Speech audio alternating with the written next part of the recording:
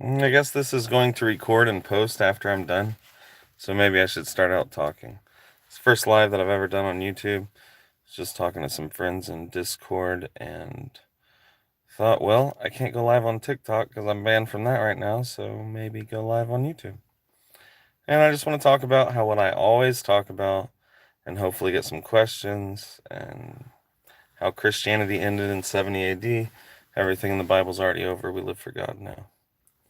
So since this is going to be recorded, most likely, and put on YouTube, I think that's the way it works, right? Like I said, I've never gone live on YouTube. I figured I would just start out talking, but I'm going to see if anybody actually gets in here. I haven't been on YouTube in a year, probably, or more, except for posting a few things from TikTok. And so I don't know if anybody's expecting me to be on here or not, and maybe it won't even work. I have no idea. I'm just trying not to make dead air. Nobody wants any dead air. Where would I see comments? Are they just going to pop up? Do I got to click on this? Top chat, live chat, all messages. Some messages, such as potential spam, may not be visible. Why is that? All messages are visible. That sounds good to me. Welcome to live chat.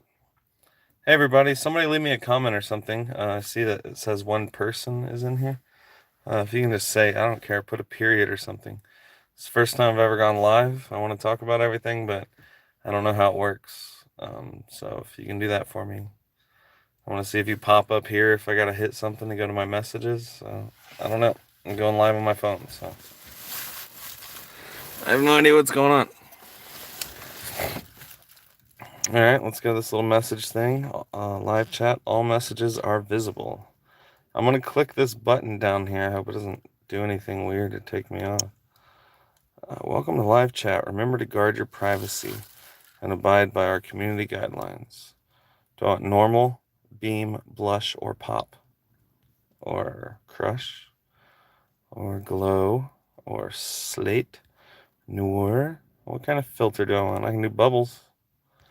Dance party. I'm not trying to do anything. I just want to go back now. Can't hit X up there. So how did you come to this conclusion? It actually took me years and years and years to come to this conclusion. I'm trying to get off of these filters that I accidentally popped up. Sorry. I started telling the truth whenever I was about 13 years old because I realized that lies and truth are the opposite and light and darkness is the opposite, And I really loved God and I wanted to figure everything out. So the way that I came to the truth was I started telling the truth in my own life. I would be talking to my friends whenever I was a teenager, and I would say, there's more to this story, but this really is where it starts. I'd be talking to my friends whenever I was a teenager, and I was like, I'd lie to them, trying to make myself look cooler, or my friends look cooler, and I'd be like, hey, sorry, I just lied to you. Let me do that again. So I'd be talking to them again, and then I'd say, oh, sorry, I just lied to you again. And then I'd have to retell the story, until I told the truth. And they were like, dude, you're so freaking weird. And I was like, well, that's just how it happened. I guess God led me to it. But then I went through all these different cults. I went through religion. I went through everything else. Long story short, 7, 8 years ago, I threw my Bible away again. And I knew that nobody had the truth from the Bible. So I threw it away and I started asking God only. And I said, I only want truth. That's the only thing I want to know. And if you can't tell me, nobody can help me. And then I started having dreams that were the exact opposite of what I was raised up in and what I believed. And those dreams told me that Christianity ended in 70 AD and the Holy Spirit ended in 70 AD. It actually told me that before it told me Christianity ended. And you can imagine, knowing that's the one sin you can't do back in the old world. I was very scared of what I was told. But then I realized by how much I had studied the Bible in my life and how much I had memorized that the things that it was telling me was actually true. I was getting in the Spirit and God was telling me the truth. So I don't believe that we just come to understanding by anything except for honesty in God. That's what I think.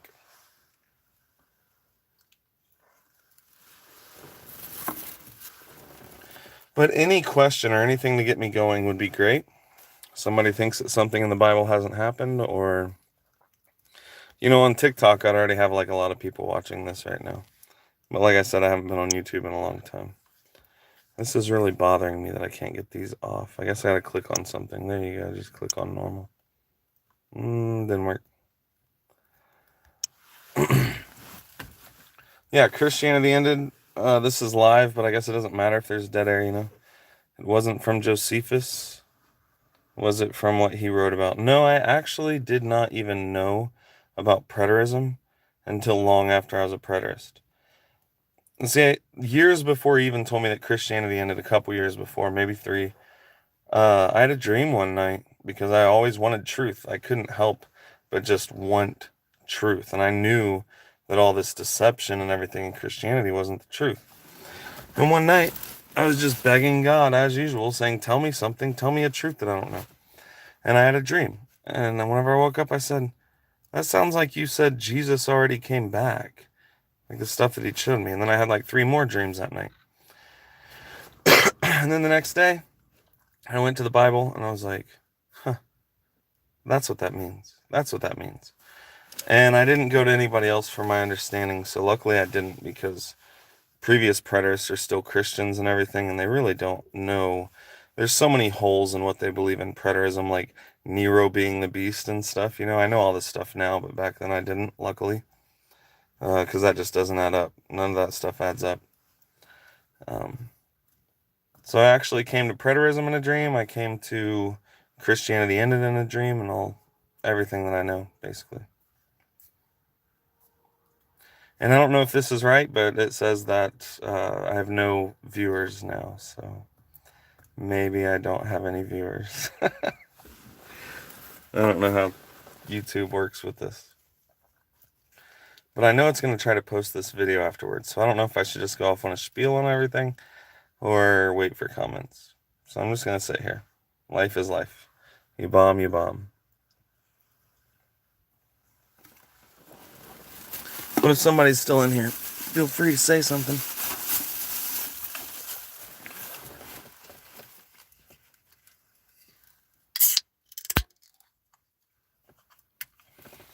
Everything in the Bible has already happened. I'm just waiting because nobody even knows that I do YouTube anymore. But people that are old fans of my YouTube channel, I'm sure that they're going to get on here and be like, man, I'm sorry that I missed your live. What are you doing back? It's been like a long time since I've been on YouTube. So I'm just curious to know about what we are being lied to. Why we are being lied to? That depends on what kind of answer you want. Does the government use it for manipulation? Is that the kind of answer you're looking for? Because yes, that's true. The other answer is that it is nighttime half of the day, and it's daytime half of the day. There's good and evil in this world, and lies are very prevalent, and people are going to be lied to. And since the beginning and since all time, there's always been evil, and there always will be evil. Jesus Christ didn't say that he came to end evil. He came to end sin. Sin was condemned in the flesh. Evil existed long before Satan ever came. Satan wasn't the embodiment of evil. He just chose evil. And Isaiah said that God created good and evil. So why are we being lied to? It's really on an individual level, but it affects the whole world to where we can get ourselves into these government conspiracies and everything, because they cause that stuff because we allow them to, by how many people are just blatantly dishonest in their own life. It's a whole collective of dishonesty. It's not like one single thing. It's lies are lies. People choose darkness. If we already have a connection with God and the devil is gone, why do we still see what's going on? He didn't end evil. If you read Joel said that a heathen army would come on the day of the Lord, and that's what happened. The Romans came and destroyed the temple, and not one stone was left upon another. And that generation didn't pass until all those things were fulfilled. Like he said, that the armies were going to come and compass them round, dig a trench about them, lay them even with the ground, and their children within them, and keep the men on every side. And not one stone in the temple would stand upon another. Or he said not one stone would stand upon another in that passage. But we will always see this evil. He didn't end evil. Even at the very end of the book of Revelation. Sorry, I missed my point there. There's just too much information. But In Joel, he said that heathen army that came on the great day of God Almighty, he said they were the strongest army that had ever been, and they would remain the strongest army to the years of many generations. So God didn't actually end the physical planet, and he didn't end evil. He just ended sin, you know? Um, that army still would be murdering people after the great day of God Almighty, after the new heaven and the new earth. Which is why it says in the book of Revelation that those left outside of the city were dogs and sorcerers and liars, and nothing that made a lie would enter New Jerusalem. And it's just like Solomon said, generations come, generations go, but the earth abides forever. It was the end of an age. They just translated it to world, and people think it actually means the actual world. But the original text, it just means the end of the age. So that age was going to end in that generation. And that's what it means by Stephen getting stoned for saying in the book of Acts, for saying that Jesus would destroy the temple and change the customs of Moses. That's why Paul said the fashion of this world passes away. That's why Peter said the elements would melt with a fervent heat in heaven. But that word elements doesn't mean like rocks or the periodic table. It means like rudiments. It's like saying I went to a movie, I liked the movie, but I didn't like certain elements of it, you know? Whenever you die now, you no longer have to wait in your grave. You'll see a light. Because the grave, death, and hell, like David said, he said, he will not leave my soul in hell. David went to hell. People think hell is like this actual like place where Satan rules over it and everything, but it's not. Hell just meant the grave. He was saying that David said he won't leave his soul in hell or the grave. Jesus ended death and hell. Now, whenever you die, as soon as you die, you don't have to wait for Jesus Christ to return. You'll see a light all over the world. This didn't happen before 70 AD, but after 70 AD, and Jesus already returning and everything, there's accounts all over the world and all religions where people die and they see a light and then go into that light if they want, because heaven is open to us now. It's a new heaven and a new earth. It's no longer just the Jews and there being a gate to heaven that closed us off from God. So now whenever you die, you'll see that light. And you can go straight up there and be judged. It's funny though, isn't it, how all the like Christian songs and everything say that people are in heaven already, but then they tell you that Jesus Christ hasn't already returned. It's like, well, the dead in Christ rise first, and that doesn't happen until the return of Christ. So how are we singing gospel songs and everything about mom's down in heaven looking on me and stuff, you know? So what do we have to do to not have that light come to us? Not have the light come to you? I don't know what you mean. Maybe you worded that funny. What do you have to do to actually make it to heaven? I'm not. You be judged whenever you go to that light. Yeah, you can definitely go to God. But you'll be judged whenever you go to that light. It doesn't mean that you're a bad person. It means you're either going to enter heaven or you're not, as soon as you're judged. You're going to be judged by your heart. And what you need to do is realize that Jesus ended sin. You might not even have to know about Jesus or anything, but you have to be an honest person in your life and not condemn other people for the flesh, because you do the same stuff. And if you do that, if you don't judge anybody else for their flesh, then you won't be able to do anything evil. This is the beauty of what Jesus gave us. Like I'm smoking right now, you know? This no longer matters. He ended the old world. Now it's my heart that matters, not this. And if I don't judge anybody else for their flesh, then I won't steal from them. I won't murder them. I won't molest or rape or whatever. I don't know if you're allowed to say that here on YouTube. You can't say it on TikTok without being muted. But you won't do anything like that, because you got to judge somebody's flesh to be beneath you to be able to do something like that. So what you need to do is live a very, very happy life. Go straight to God, because we no longer need a mediator, because Jesus delivered the kingdoms back to God, like it said in Revelation, like it said in Daniel, and like it said in 1 Corinthians chapter 15, that Jesus would reign until he put all enemies under his feet, And once death and hell were cast into the lake of fire, then he would become subject unto the Father, who did put all enemies under his feet. And God would be all in all. So the whole point in it was Jesus bringing that back. You have no need to read the Bible for anything that has to do with salvation. Forget about the Bible for that. Now, if you feel like because, God is right there with you all the time. He's in your conscience since the moment that you were born. You can't get away from it. He's always saying, that was a manipulation, don't do that. That was a lie, don't do that. That's cheating, don't do that. All you have to do is be honest in your life. The reason that I read the Bible is to help other people get out of the Bible and show them that Christianity ended and now God's all in all.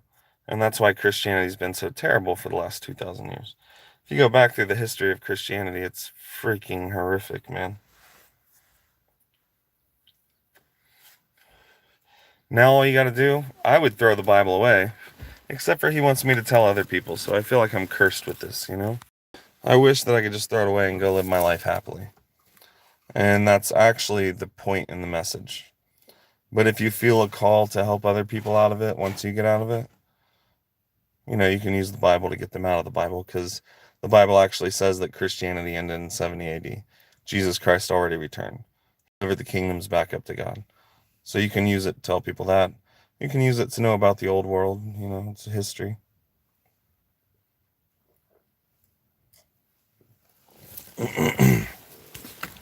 But no, there's absolutely no point in the Bible. You have access to God himself.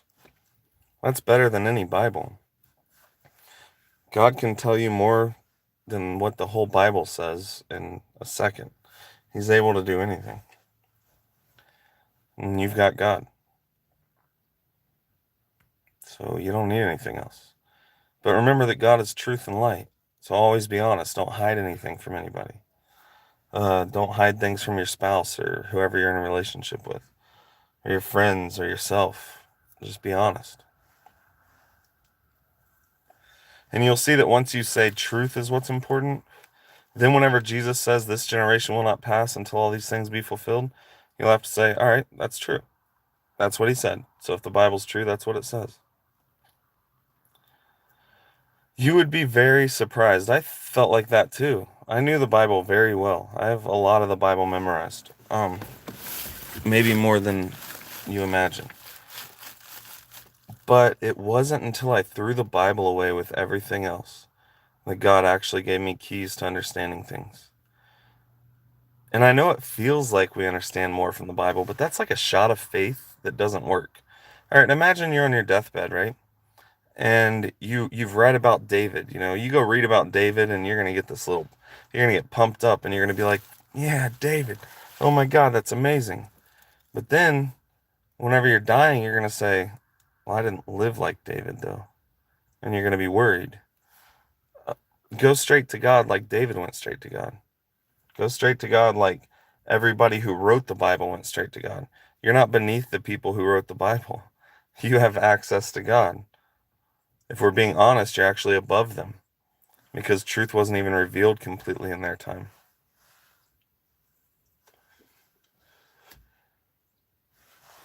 But going to a book and things is kind of like saying that we don't trust in God. Even in the New Testament, before he fulfilled everything,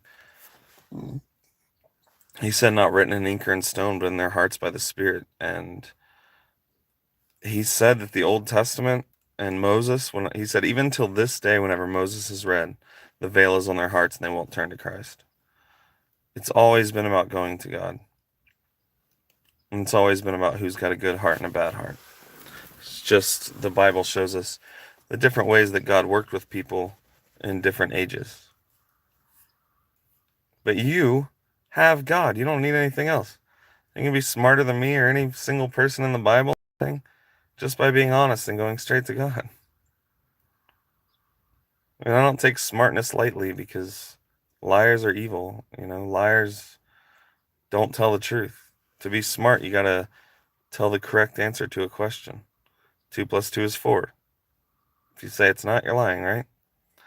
So honesty is what makes somebody smart. And people who lie aren't honest. They didn't get the right answer to the question. I really don't even know if my lives do much for anybody or anything. Going live, Not like I'm a cat with 9 lives. But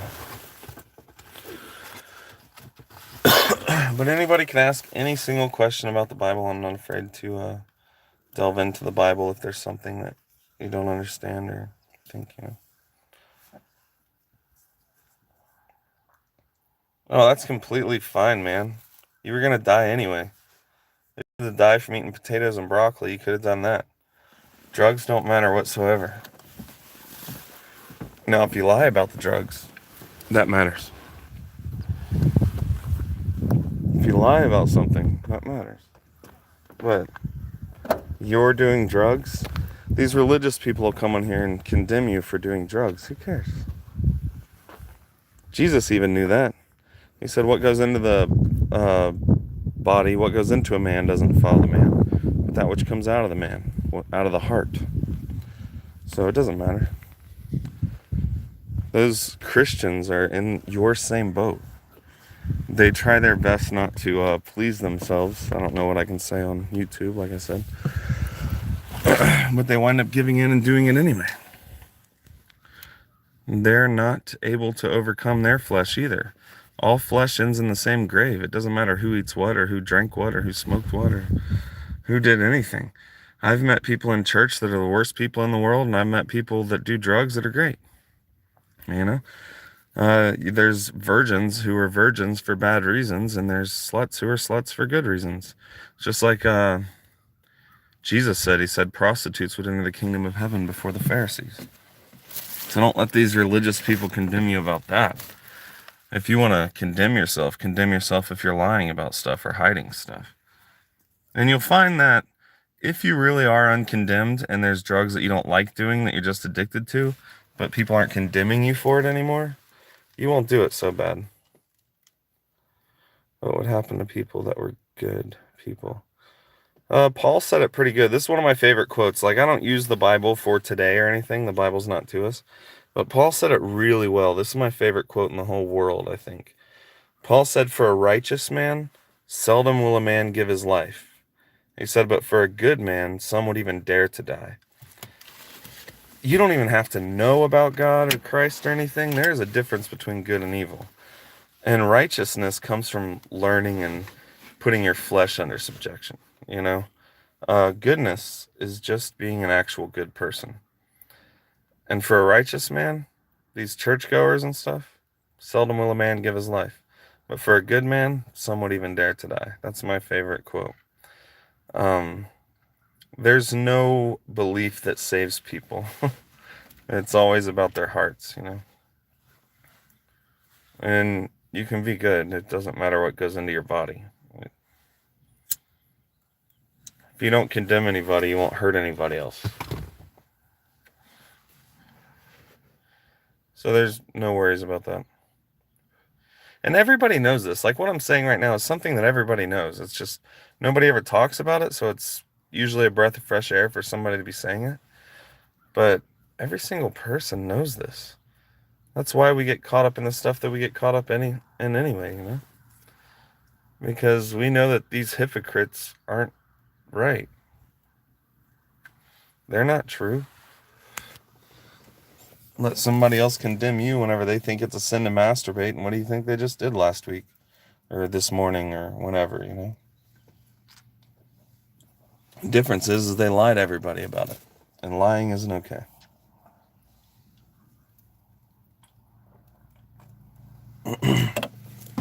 Drugs, not a problem. Lying, terrible. All that drugs are going to do is kill your flesh. That was going to die anyway. Everybody was going to end in the exact same grave in their flesh, Well, we're not stuck in the grave in our spirits anymore. Jesus ended that. But whenever it comes to dying in the flesh, yeah, that happens to 2-year-olds that are born with cancer. That happens to older people. Some people smoke and drink their whole lives and they live a long time. Some people smoke and drink and it causes them COPD and emphysema and everything right away, But either way, because of the things that we do in the flesh, every single person's flesh is going to rot in the same grave. There's no unrighteousness with God. If one of us could be better in the flesh than somebody else, all right, well, they only eat steak, but I snort coke or whatever. I don't know if I'm allowed to say this stuff on YouTube, but because you said you did drugs, whatever. Uh, it doesn't make a difference. You're both going to die from it. It's whoever's heart was good, whoever was an honest person. That's what makes the difference. Flesh and blood don't inherit heaven, It's about whose heart's right. You're all gonna die. Everybody's focused on this life like as if, oh my God, I gotta live to be what, 70? It still feels short. You still die anyway.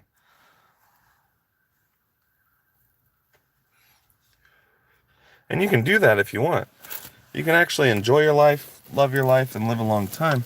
And you can do everything for health and everything else. And you can live a long time and still have a good heart. Or you cannot live a long time and have a good heart. Doesn't matter either way. You can do a middle of the road thing, where you eat good 80% of the time and bad 20% of the time. That does not change somebody's heart. There's good and evil people in every one of those situations. But I am here to talk about the Bible if anybody wants to talk about it, But I'm also, this is what I like more than anything, is just talking about natural truth, common sense. But if anybody wants to talk about the Bible, absolutely. Because that's a big stamp on people's belief that they can't get out of. So they need to know you don't have to reject Christ. You got to believe what he actually did. He ended sin. He completed the old world. He made all people in God today. It definitely wasn't the Romans and the Protestants who killed countless people, who were the people who spread the gospel to everybody. That's insane. God did not use those people. It's because it was already over. They came after the fact and made Jesus into a terrible religion.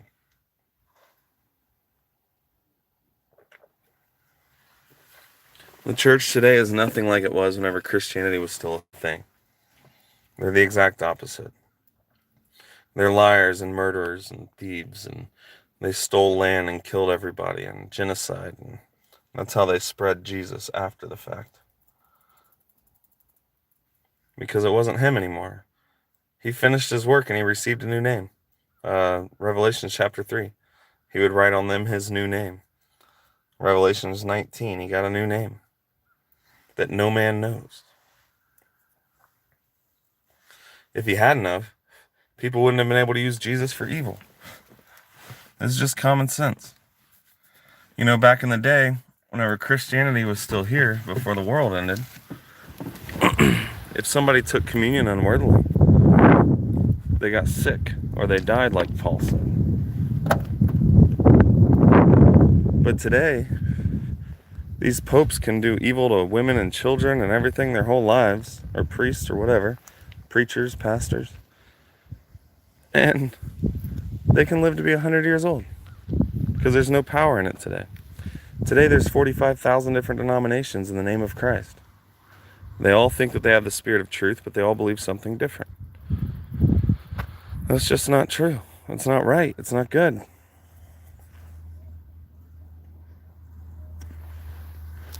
There's no divisions in Christ. Paul talks about that.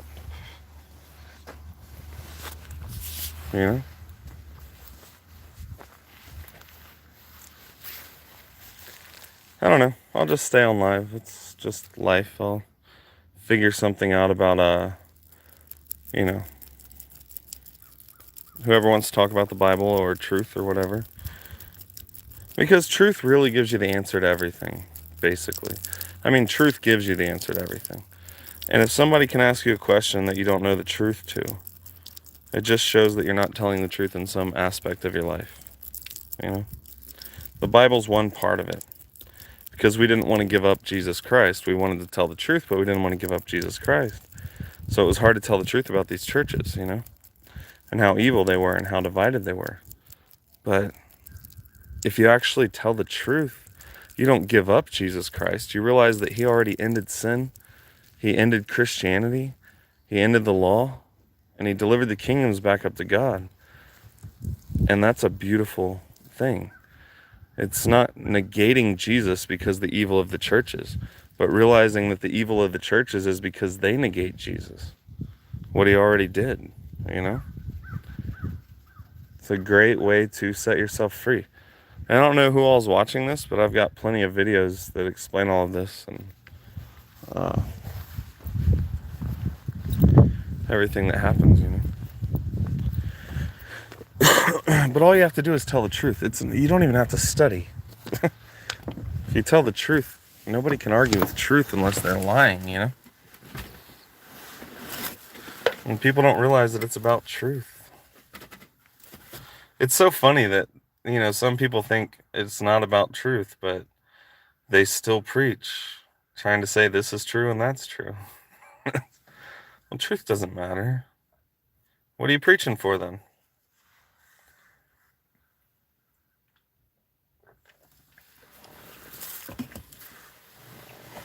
Truth definitely matters. It's the only thing that matters. And if you think anything else, then what are you? A liar, right? Everybody's studying, trying to find truth, but the way to find truth is to have it in your heart, to be searching for it, and to tell it in your own life. You can't get a doctrine that will lead you to truth. You might be led to a doctrine because you have truth and you got led to a truthful doctrine, but doctrine doesn't bring truth. You know? Telling the truth brings truth. How can anybody say it any plainer than that?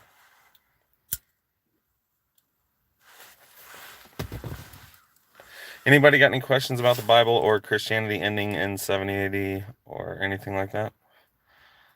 Or if you don't even have a question, you know, and you just know what'll set me off, you can put one up there so I can start telling the truth about the Bible.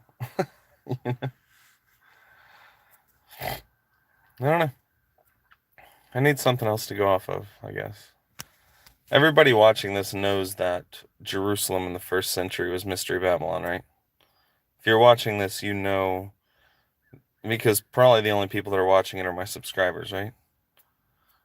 So Jerusalem in the 1st century, whenever Jesus was there, was Mystery Babylon. And that gives you something to go off of for everything else.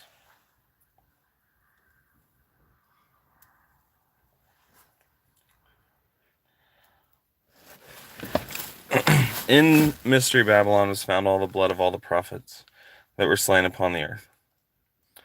Jesus came to them, and he said, O Jerusalem, Jerusalem, thou that killest the prophets, and stonest them which are sent unto thee. And he said, Behold, your house is left unto you desolate. And he said, All the blood of all the prophets shall be required at the hands of this generation, the ones who killed Christ. Hell must be full of people with good intentions. Well, there is no hell anymore. There is the lake of fire. But that's a terrible thing, I think. They say that the road to hell is paved with good intentions.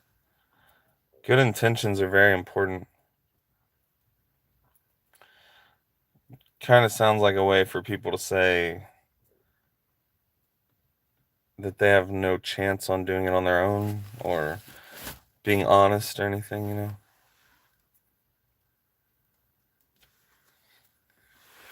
Good intentions are important. Two people can do the exact same thing and it can be good for one and bad for the other, you know. Okay, so I get what you're saying. I remember Silver Surfer. I remember you, man. Sorry, I haven't been on YouTube in like a year.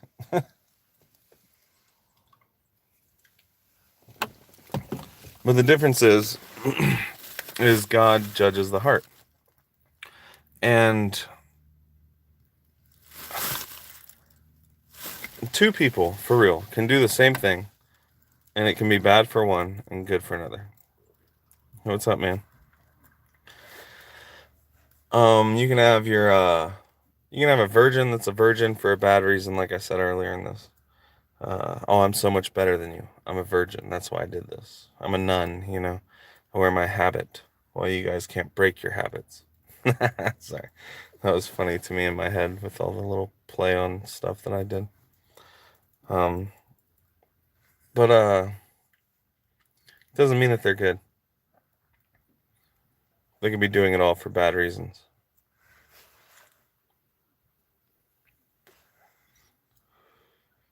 So usually the world's wrong, and probably The road to heaven is paved with good intentions, you know?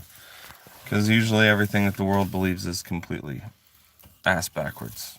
I meant to say bass backwards, and I actually said it right. So I guess I said what I wanted to say backwards. It's kind of funny. I'm a very poor person, so I'm drinking this absolutely nasty beer. Ugh. Makes me want to throw up every time I drink.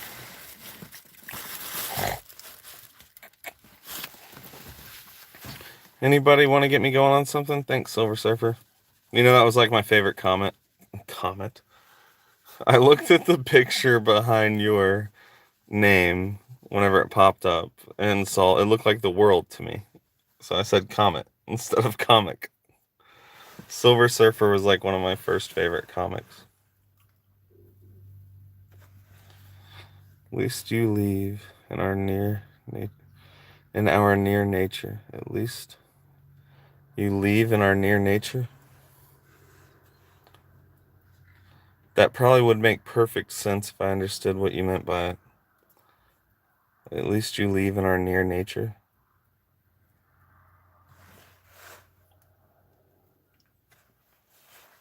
But I don't know. So I think being near nature is so very important.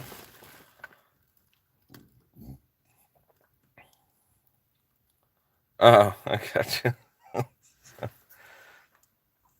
I'll tell you that'll keep you grounded, you know. You live in a city long enough, you forget about what's important.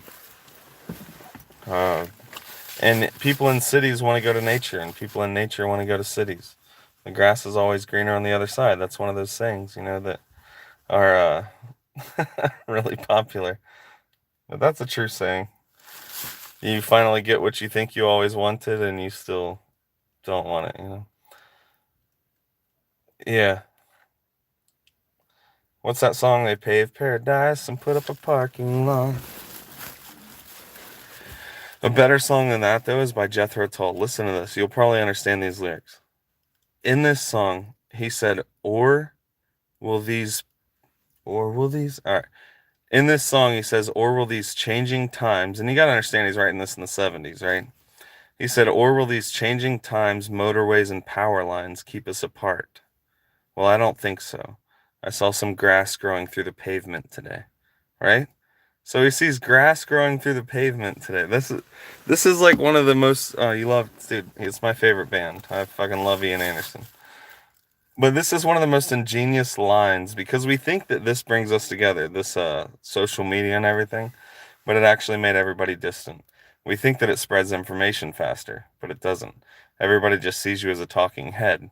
But whenever you can actually talk to somebody physically, you change each other. Information spreads faster mouth to mouth, person to person than it does on social media. And yeah, that's just the best lyric I've ever heard, you know? Or will these changing times, motorways, and power lines keep us apart? He says, I don't think so. I saw some grass growing through the pavement today. In other words, nature's always going to win. You know, we can keep going for a while, but nature will eventually beat us. And you know I like those lyrics because I started tearing up a little bit, but it means a lot to who it means a lot to, and it doesn't, you know. Oh yeah, the pandemic. And I had COVID, you know, a couple times now, and it was really bad. And probably some human generated virus out in Wuhan or whatever, I don't know. Wuhan. But am I going to inject myself with something else? No. Do some of my friends do that? Yes. It's not even it's just a thing, you know, it's about your flesh. Do you want to subject yourself to that or not? Injecting something into your body can't change your heart. You know? Do it or don't do it. It's not going to change your heart. It might change how fast you die in the flesh, you know, one way or another. But it's not going to change who you are. So, but did they use it? Oh my God, they've used this. Anybody who has a brain or eyeballs can tell that they have used this pandemic. Regardless of how it started, regardless of how it got here, regardless of if it's even a pandemic, they've used it for their own personal gain. The government just removed all of their restrictions. Yeah, and that's probably going to be better. And they removed it because they believe what people have found out about it, that these vaccines only last for like a month, and then after 3 months you actually go into the negative, and it's easier for you to contract it, and it's easier for you to spread it. And the best way to get it the best way to get over it is like the flu whenever it first came about. People were dying for the flu, but now we've become immune to it. Not immune, we still get it, but it's not killing us anymore. Hardly, unless we're old. Unless we have underlying problems. But is it a real thing? Yeah, coronavirus is a real thing. I've never had a fever for 10 days before. Not one time in my whole life. And I got corona and I had a fever for 10 days. So it's something. But they've definitely used it to their own advantage, for sure. But I love how everybody thinks that all this stuff now is the mark of the beast and everything. It's just funny to actually know the truth of stuff, and just give it a few years, and everybody will be like, oh, I was wrong, I was wrong, I was wrong. I think many woke up after Joe Rogan's show, or the doctor who created mRNA tech exposed a lot of this shit. Oh yeah, everybody was so mad at him. He got over the coronavirus in like 2 days. Because he took something that had already been known but not FDA approved anymore because of, their bullshit that they don't want people to be able to take everything except for their drugs and be able to get over it. And they're like, oh my God, it's a horse tranquilizer. It's funny. Isn't that the same thing that Trump took?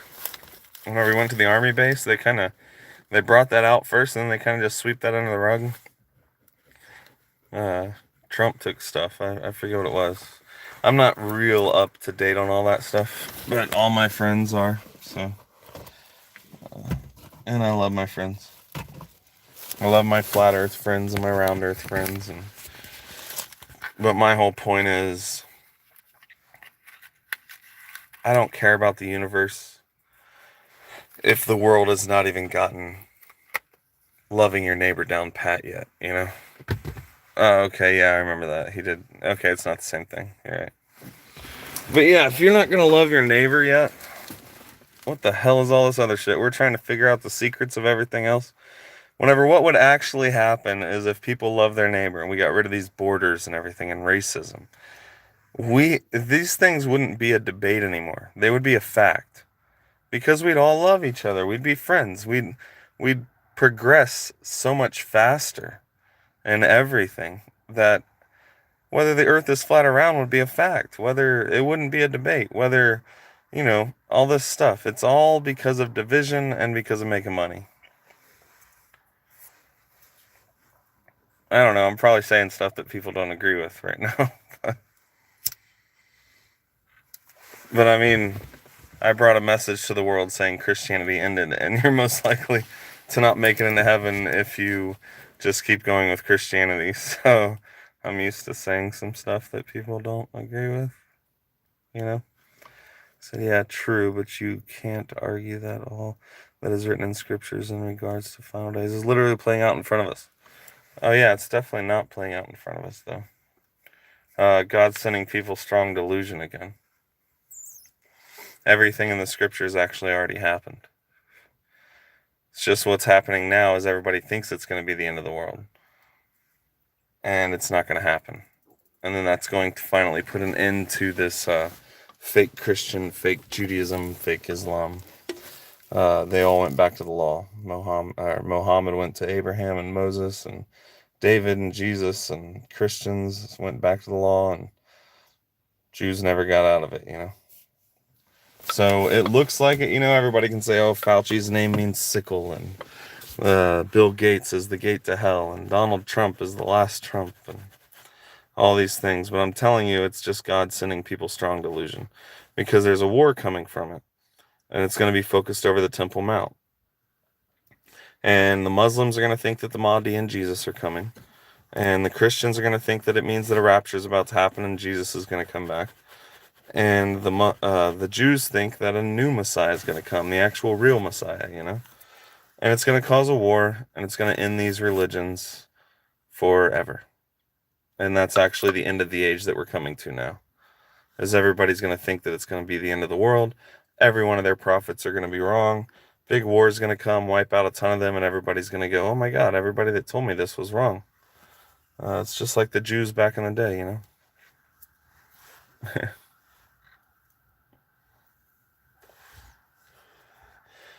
It happens the same way, but there's nothing in the Bible that's to us now. Not one thing wasn't already done. And if somebody just wants to put up a sentence or a line of something, I'll tell you how it already happened in the Bible, you know. It's just as it is written. Yeah, but what was written already happened, and now it's going to happen again in a completely different way. Nyasnik site. Nyasnik site. I don't speak, I believe that's Russian with your name up there. I have no idea what you just said. I don't know how to translate. Maybe you can just translate on here, and that's why you posted that comment, but I don't know how to do that, so. Maybe you can't. I have no idea. The mark of the beast in the Bible was a Jewish thing, and it happened between 66 and 70 AD. The mark of the beast already happened. The people that overcame the mark of the beast, they sang the song of Moses. Why? Because they were Jews. The mark of the beast was a Jewish thing. They sang the song of Moses. Jesus did not come to give us Gentiles the law or the prophets. Paul said, Gentiles having not the law do by nature the things contained in the law. These having not the law are a law unto themselves. He didn't come to give us the law and the prophets. He said Gentiles were aliens from the commonwealth of Israel, strangers from the covenants of promise, without Christ, having no hope, and without God in the world. And some Jews tried to circumcise the Gentiles and get them to keep the law of Moses in Acts 15, I think it is. And Peter stood up and he said, no, God gave them the Holy Spirit without them having the law. Why are you tempting God and trying to get them to go back to a yoke that not even us or our fathers could bear? So they didn't give the Gentiles the law. So we don't even have the law. And the things in the Bible are a fulfillment of the law. And those that overcame the mark of the beast sang the song of Moses because it was a Jewish thing. Because the Jewish alphabet back then, like everybody's saying that his name now is Yahashua, Yahashua HaMashiach, Yeshua, Joshua, you know, all these different things. Yahusha. Makes no difference. There were no vowels in Hebrew back then. You know, Hebrew's a dead language that they revived, and they did it with vowels. Now, they did it very well. It's the best dead language that's ever been revived. But it's still not the same thing as what it was back then. And their letters were numbers. So the mark of the beast, he said, anybody who has wisdom can count the number of the beast. Because their letters were numbers. It's like alpha, beta, like he talked about Greek here in the last comment. He said, I don't know, was it Greek? Alpha, beta, you know, 1, 2, same thing. They were called perfect languages, where the letters were numbers. So back then he was saying, if anybody has wisdom or understands math or anything, they can count the number of the beast, which is the number of a man. Because every time that a Hebrew spoke something, it had a sum. Everything had a value, you know, because letters were numbers. But the mark of the beast already happened a long time ago. And the Bible says what it is plainly. It said that it was the law.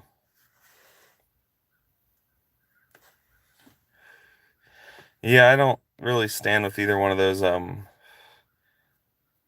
you know, Jesus being black or Jesus being white. Jesus was Middle Eastern, and if anybody's going to win that battle, it's going to be the Muslims. They're going to say, actually, he looked more like us. You know, he wasn't from Africa, wasn't from Europe. He was an olive-skinned Jew, living back then whenever they were a little bit darker before all of this over time and mixing races took place. But was he like African black? No. Was he dark-skinned? He definitely wasn't white. He wasn't Michelangelo, you know, what Michelangelo says that he was. But the law was the mark of the beast back then. Jesus Christ came to fulfill the law. The law was a curse. That Jesus Christ came, and they said, any man that hangs on a tree. Cursed is any man that hangs on a tree. And he was made a curse for them to fulfill the law. Whenever the law was given in Exodus and Deuteronomy, it said, bind this upon your hand and let it be for frontlets between your eyes, so that the law of the Lord may be in your mouth. And it said, Uh, what was the other one? Let this be for a sign upon your hand and a memorial between your eyes. So that's actually what the mark of the beast was those zealots. They were zealous of the law. Every single bit of it makes absolute perfect sense. I hope you guys watched my whole video I did. It's like an hour and something long yesterday on the book of Revelation, and you'll see that it makes sense. But yeah, we have our own beasts. We have our own marks and everything, but people won't understand that because they're trying to mix the old world with ours, and we live in a completely different time.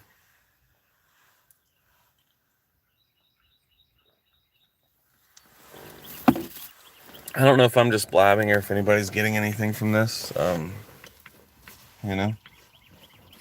anybody's here that doesn't believe, yeah, Silver Surfer, I actually know the Bible better than I can tell anybody. Sounds like a really mean thing to say or prideful thing to say that you know the Bible better than other people, but I don't know anybody that knows it better than me. So that's just because God gave me understanding on it, because I threw everything away. I couldn't learn just by studying the Bible. We were all in the same boat then. Nobody ever got the truth. I had to throw it all away, and then God told me the truth about the Bible. So now I understand it pretty well. And pretty well was just me trying to be humble whenever I understand it very well. But yeah, the mark of the beast already happened. It was the law. Jesus Christ came to fulfill it. The unbelieving Jews in Israel started fighting Rome. Rome was the rod of iron. It's the Iron Kingdom. Jesus Christ had power over the nation, the Iron Kingdom, so that he could destroy Israel. The wrath came on Israel. Have you ever had personal encounter with God? Yes, many times. And I'll tell you about that here in a second. The wrath came on Israel. He said, flee Judea. He didn't say flee the whole world.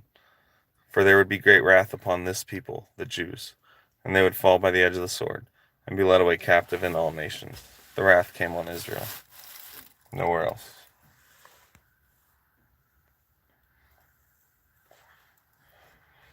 I don't know, actually. I don't know if I want to get into my personal experiences with God. I like for other people to know that they can just get in touch with God, And I don't like to be lord over their relationship with God, or lord over it, whatever. I don't like to tell them all the spiritual principles that I know and everything, Yeah, it was on Israel, nowhere else. The wrath came there.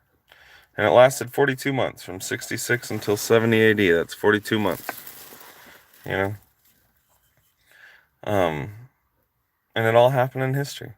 The return of Christ is recorded in history by Josephus and Tacitus and Eusebius and others about how Christ came back on the clouds. And they said if you weren't there to see it, you wouldn't believe it. Because it was like the thing of fables or folklore. And they said that there were armies and chariots and shining armor running on the clouds encircling Israel. That all happened in 66 AD.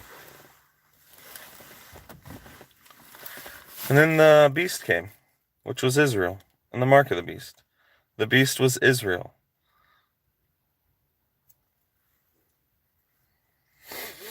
Whenever it talks about the beast in the 13th chapter of Revelation, there's a break in the chapter. And he says, if you kill with the sword, you must be killed with the sword. And if you lead into captivity, you'll go into captivity. Whenever Jesus was talking in Matthew 24 and Luke 21, he said that the Gentiles were going to come and trample the city underfoot. And those would be the days of vengeance whenever all things written would be fulfilled. And he told them that they would be killed with the edge of the sword and be led away captive into all nations, and there would be great wrath upon that people, the Jews. And whenever they saw the armies come to Jerusalem, they were to get out of Judea, because the wrath was coming on the Jews, and flee into the mountains. It's got nothing to do with us today. Israel killed Christ, as Peter told them in Acts chapter 2. He said, whom you slew and hanged on a tree. Israel killed Christ. They filled up the work of their fathers, who killed the prophets. O Jerusalem, Jerusalem, now that kills the prophets. Right? They killed the prophets. All the blood of all the prophets will be required at the hands of that generation, from the blood of Abel, Cain and Abel, until the blood of Zacharias, whom they slew between the temple and the altar, is what he said. The reason Zacharias is important is because it was John the Baptist's father. And like Jesus said, the law and the prophets were until John. Then the kingdom of heaven was preached. Then the end came. Then everything was at hand. Then the prophets were being fulfilled. You know? So Zacharias was the last prophet. Abel was the first. And they slew Zacharias. And all the blood of all the prophets will be required at the hands of that generation. And in Mystery Babylon was found all the blood of all the prophets that were slain upon the earth. And what was Mystery Babylon? It was Jerusalem in the 1st century. And the beast that it rode on had 7 heads. These are 7 mountains that the horse sits on. That's the 7 hills in Jerusalem. Israel was the beast. Mystery Babylon was Jerusalem. And all of her plagues came in one day. And they made her naked and desolate and burned her with fire. And Israel and Jerusalem became naked and desolate and burned her with fire. Not one stone in the temple stood upon another. This is the abomination of desolation. Luke said it better. He said, whenever you see the armies come to Jerusalem. Matthew said, whenever you see the abomination that makes desolation, right? But Luke said, whenever you see the armies come to Jerusalem, look up, for your redemption draws nigh. Get out of Judea.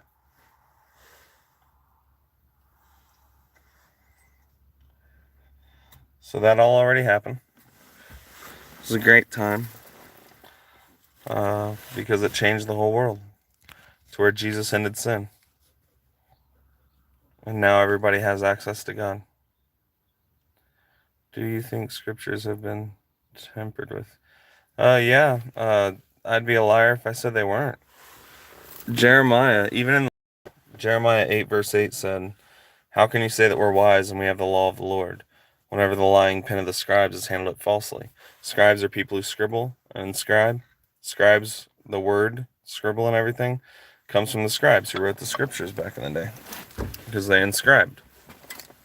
So the people who wrote the scriptures, even in Jeremiah's day, were writing lies into the Bible.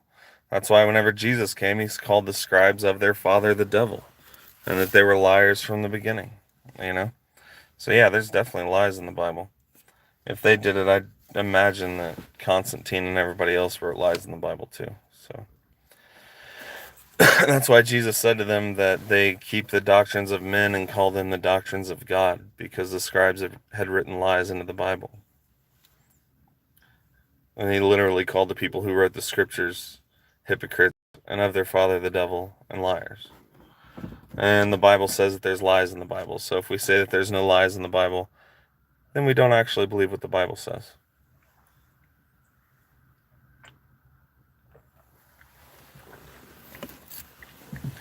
The only thing that there's no lies in is God. In him there is no turning, as it said, as it is written, as you were saying. No lies. But we all have access to God. So just go straight to God. How? How can anybody think that we can learn something on our own? Everybody's here studying and studying and studying, and God's just up there like, why don't you just ask me? I'll tell you. Like, everybody's arguing over everything, and God would just tell you. You can go straight to God. You have all information. Like other people, they go to Google. My Google is God. I lay down, I ask him a question, I have a dream from him. That's how I get my information. And everybody says, no, Derek, where did you get that Christianity ended? I've never heard anybody say that. No, you haven't. Because I threw everything away and went straight to God. And he gave me a dream. And I hate telling people about my stuff, because then they think that I'm some kind of prideful bastard, you know? But I'm not. I don't have pride. If I had pride, I'd say I studied so hard that I know the Bible so well. But no, I threw everything away. Went straight to God and straight to truth. And then all of a sudden, everything started making sense after God gave me a dream. I threw everything away, and I said, I just want the truth. And then God came to me. What do you think Muslims believe? God hath no son. And then God came to me And he asked me a question in a dream, and he said, ask of me one thing and I'll give it to you. And I said, I want to understand the truth. And after that, he told me Christianity ended in 70 AD. The Holy Spirit ended. We don't have that anymore, you know? Muslims were actually taken over by Christianity. They were a polytheistic religion in the 600s, as to your question, Silver Surfer. But they were a polytheistic religion, but the Jews and the Christians had overtaken them. So they turned into their own religion, but it's still taken over by the same thing. They've still gone back to the law, rejected Jesus Christ and everything, even though they claim Jesus Christ. He was just a prophet. They have Moses, they have Abraham, they have David, they have all of that. That's what the Quran has in it. They actually were just taken over by the Jews and Christians and made another sect of Christianity, basically, only it's called Islam, you know. There's sects of Christianity that say that Jesus Christ never died. You know, well, if he wasn't crucified, that's great, you know. No, he actually married Mary Magdalene and went to fucking Italy and had children, and now we're all just part of a bloodline. The Muslims are no different. They just were people trying to understand the truth of things in their life, just like people try to do today. It's no different.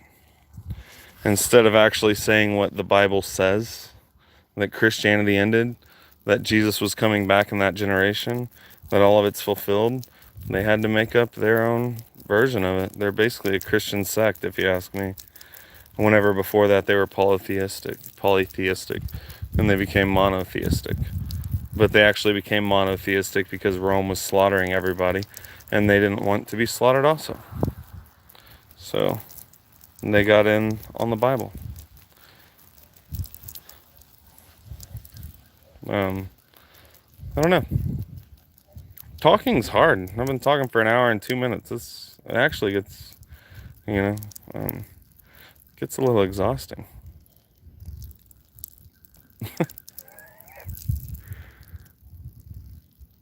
Anybody got any other questions or something to get me going? I'm getting a bit of a buzz now, so. Or I wouldn't be smoking so much. But yeah, any questions on Christianity ending or how anything happened? I literally can't explain it. You're not going to back me into a corner that I'm not going to be able to explain, so.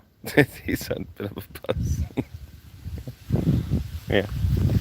He's like, I don't know what you mean by that. You're either laughing because you think it's funny that you do the same, or you're like, wait, a bit of a buzz? You're like, seems like you got more than a bit of a buzz. So, you're not going to trap me in anything, so what if I smoke weed now and then? That means absolutely nothing. If you want it to mean something, it still means nothing. It has nothing to do with your heart. It has nothing to do with anything. I did not get here. Whenever I was in church wearing suits every single day of the week, and preaching and fasting 3 days a week, and listening to the Bible 24 hours a day, even whenever I slept, you know, everything like that. Whenever I was doing that, I didn't understand anything. Whenever I threw everything away, and I said, God, I can't do it on my own, and I drank too much, and I smoked too much, and I didn't study, that's whenever he told me. That's whenever I started understanding things. This is actually all about going to God. It's not about something else. It's not some kind of doctrine, or this is about going to God and being honest.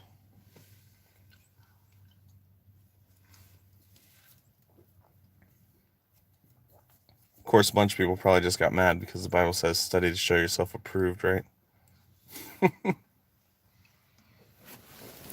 Which was true back then to those who had the scriptures and those in Berea. But Gentiles never had the law, and Christ didn't come to give us the law. And now we've got a bunch of Gentiles, a bunch. I say a bunch. Like, what is a bunch? So like 5 or more or something? You grab a bunch of sticks or a bunch of... There's 2.4 billion Christians today.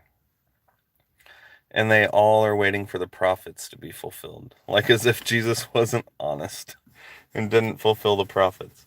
So they go back to the prophets, which the Gentiles never had, and they go back to the law, which the Gentiles never had, which Jesus and the apostles didn't come to give us, you know. Hey, what's up, smart guy? Yeah, I remember who you are on here.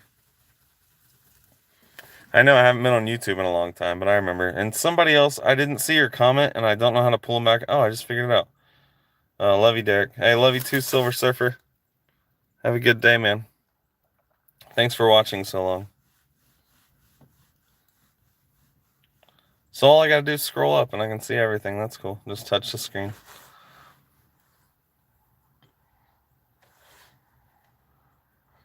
I don't remember what I was talking about before that. So, I don't know. Does anybody want to talk about the Bible or something? I guess I can just stay on here. There's no point in me going anywhere. I'll just stay on live and talk to people.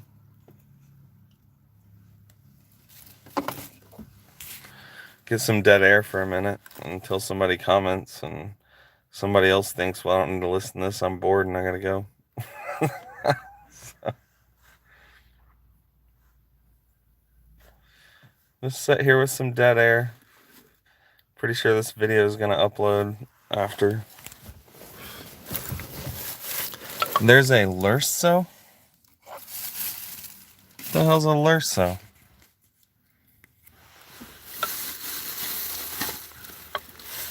New Jerusalem.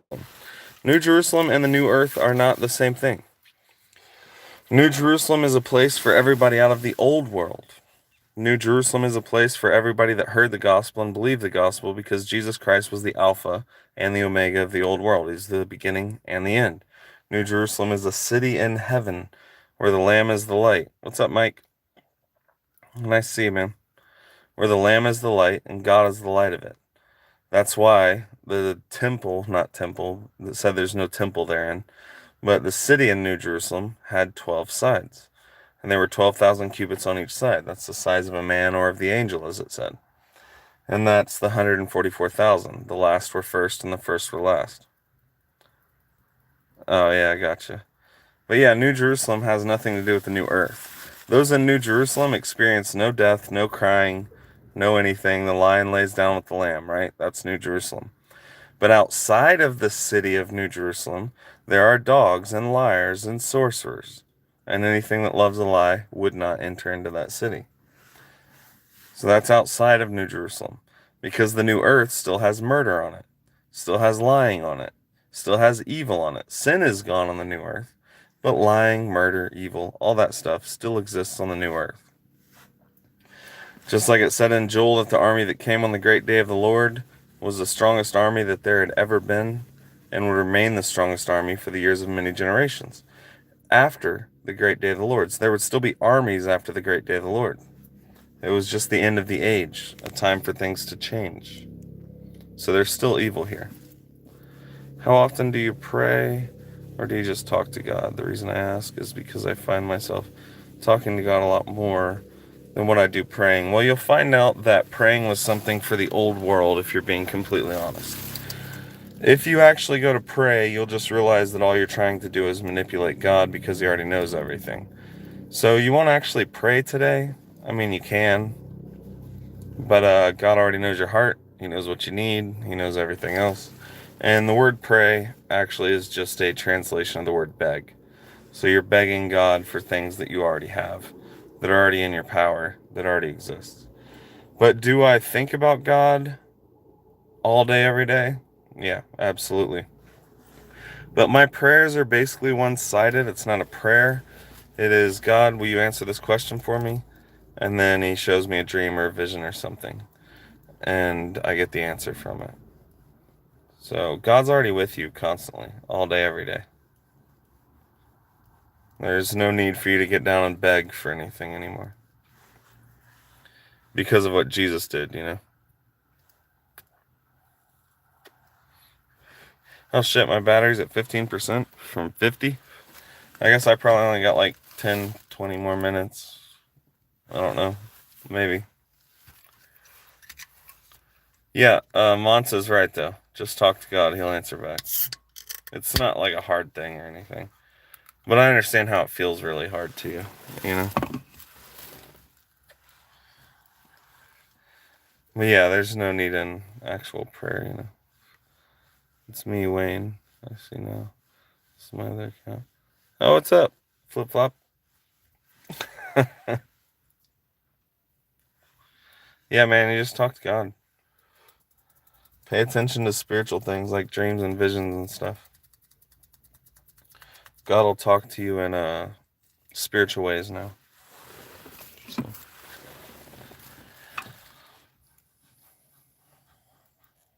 I don't know if I said anything on this live or if I actually said everything. You got to go straight to God. You got to be honest. That's probably everything. You know? I can do the Bible stuff, but too bad I can't call you right now. You can put it on speaker. Yeah, it wouldn't work. Wouldn't be able to. But I think you can go live on your computer on YouTube before you get 1,000 followers. But for some reason, you can't go live mobile until you get 1,000 followers. But I don't even. We can go live together, right? Somehow. This is the first time I've ever done a live on YouTube, so.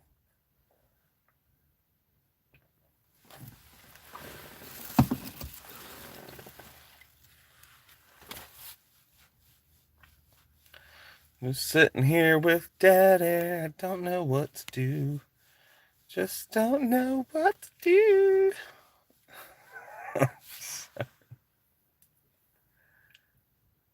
I wish somebody'd challenge me. Tell me that I was wrong or something, you know? Probably be okay there. Don't have internet access. Oh, I got you. Yeah, I always don't have something. Sometimes I don't have Wi-Fi, like I don't now here, but live works okay outside here. But the other place that I stay, live is terrible. So.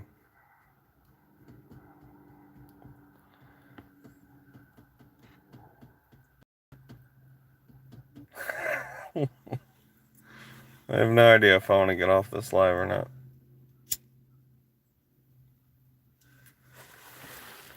Why did God create good and evil? He said, I'm back. God created good and evil. Why is that? I have no idea. I asked God to explain things like that to me, and 2 angels actually just laughed at me. But you can share your dream here, Mons. Or whenever we talk or whatever, it's up to you. But 2 angels laughed at me and said that I wanted to understand all of life and death and light and darkness, and you're not allowed to understand those things, I guess. But evil's been here forever, so that's actually something that I don't know the answer to. But we can see evil, so we know it exists.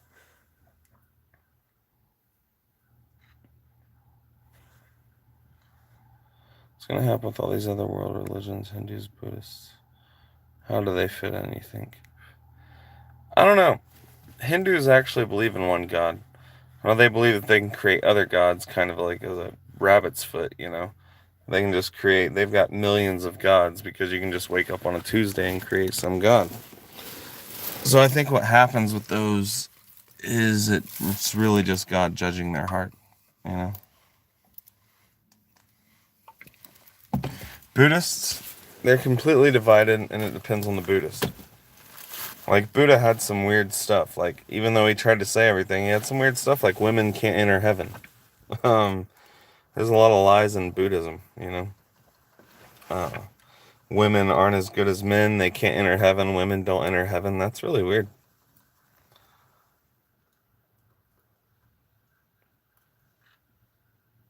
I guess there could be, smart guy. That's something that I wouldn't know the answer to. Whether or not there is a actual entity of evil, but then that means that God created that entity. So I think probably it's just got to do with God giving everybody a choice and free will, good and evil. You're a liar. People are still living in hell. It was always a mental state of being. Why do you think people abuse drugs and commit suicide? Huh? Hang on. You're a liar. I got that part. People are still living in hell? So, like, David is still in hell? I love David? Or you don't believe the Bible? Where David said that Jesus wouldn't leave his soul in hell. David went to hell. It was always mental and a state of being. Alright, now you're just saying stuff. If you can't say something like a second grader can understand, you're just saying stuff to try and make yourself feel better. You have to actually explain yourself rather than thinking, I'm going to say something so weird because my doctrine is so amazing that nobody else has to understand. Just shows that you don't tell the truth in your life. Why do you think people abuse drugs and commit suicide? Are you committing suicide right now? Do you eat steak? Do you got cholesterol? Do you got diabetes? You ever eat sugar? It's a state of being. I don't know if you're a Catholic or what. I'd have to know what you were actually saying to respond to you. Sorry. Hillary Clinton cut me in a dream. When I was about 8 years old, I woke up and was cut in the places that she cut me. What about that? Yeah, dude. If you got cut. If you got physically cut from a dream that you had, yes, that's definitely demonic. I've dealt with demons a lot, and if you experience some physical reaction from it, there's nothing good about being cut from God. It's not going to happen. I love you would have to explain to me what you're talking about, but here, why don't we just do this different? Jesus said this generation will not pass until all these things are fulfilled. Do you believe what Jesus said or not? I got to get, down into your thing here. This generation will not pass until all these things are fulfilled. Do you believe what he said or not?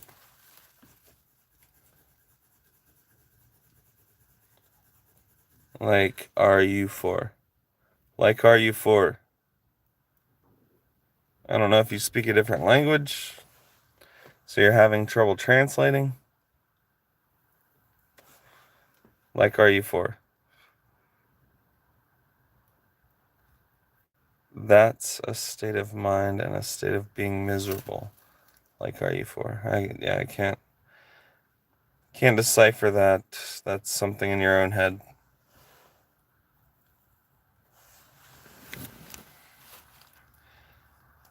Yeah, that was definitely demonic, man. You've dealt with a whole lot of that stuff. I think it probably has something to do, Mike, with your family line and how much they've believed for so long about things. Your family line thinking about where they came from and everything, because I know you a little bit. People in here don't, but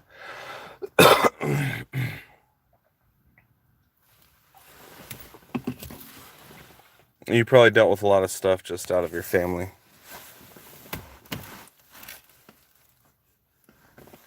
Anybody got any Bible stuff to say? I'm probably at 8% battery, guys. I didn't know it was gonna cut down this soon. It came out with 50%, so yeah, Revelation 20 was definitely fulfilled. It's not an actual 1,000 years. 1,000 years just means to complete something, and it also means forever. If you talk about whenever God called Abraham, he said that it was for 1,000 generations. Did it actually mean 1,000 generations? Because Matthew chapter 1, Matthew calling itself the book of the generation of Jesus Christ, said that there was only 42 generations from Abraham until Christ. So if Abraham was called for 1,000 generations, and then Paul comes along 42 generations after and says circumcisions of the heart, how does that work? So you believe we're in the time of the deception? No, I think that already happened too. The time of the deception of the nations already happened. If you abuse drugs, smoke, or drink, you're in hell. Cheers. No, actually, I just made a video on that. Well, I made a lot of different videos on that. But I just posted an hour and something long video basically talking about the reign of Christ. And it shows you exactly whenever Satan was thrown into the bottomless pit, and whenever he got out to start that last final war for Jerusalem, which was Mystery Babylon in the 1st century.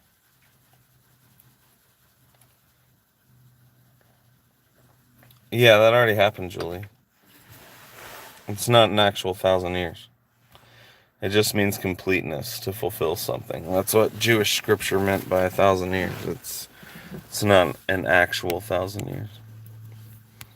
It just means that Jesus Christ would end it all and save that which was lost and bring it up into heaven. The 1,000 years happened, it was probably about 1,000 days, actually. From 66 until 70 AD. A few months before the temple was destroyed, Jesus' work was finished. But that would put me into so many things. Like, just go watch the last video that I posted on YouTube.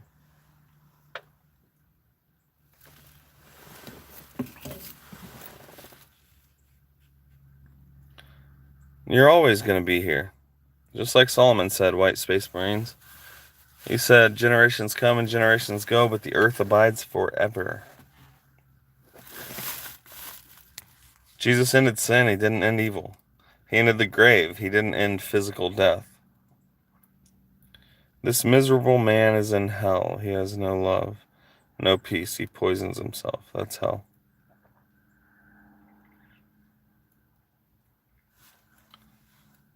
What do you say? I'd like to know what you say about like kids born with cancer and stuff, but never mind, that doesn't matter. It's more of like an atheist argument. I'm not asking about 1,000 years, I'm asking when this short time.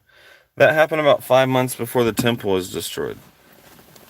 About 5 months before the temple was destroyed, Satan was let back out of his prison. And he went to gather together the armies, him, the beast, and the false prophet. Gathered together the armies that were as the sand of the sea. Like it said, Israel, though they're as the sand of the sea, a remnant shall be saved. So they gathered the armies together that were as the sand of the sea. Israel, from all over the world where they'd been scattered. And they came to Israel 5 months before the temple was destroyed for Passover. And the Romans came and brought 10 legions of Roman soldiers. And they let Israel in, and then they cut them off, built a wall around them, kept them in on every side, split the city into 3 parts, and the cities of the nations fell. All of Israel fell at that time. That's actually whenever Satan was loosed.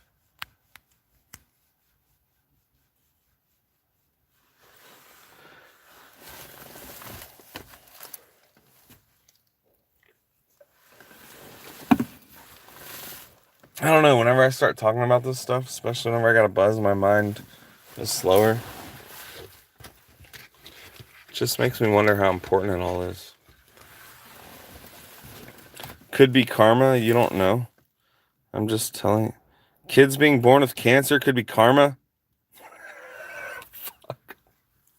What did the kid do? Karma's a cool thing. Karma's actually just God in the way that he works. I'm just telling you that hell is a state of being misery. It's that simple. You can be delivered from hell.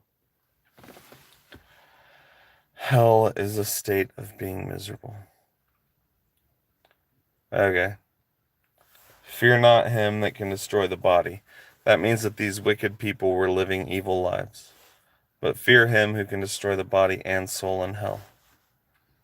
So they were already living miserable lives in dishonesty and wickedness. What was the point in hell after that?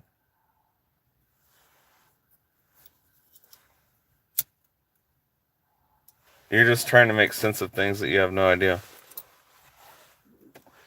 Yeah, I know, but you're calling him a millennial reign, but that is not what that word translates to. It's not a millennium. It's literally a plural word for days. And it doesn't have a set time. Millennial reign is just some kind of doctrine that Christians came up with.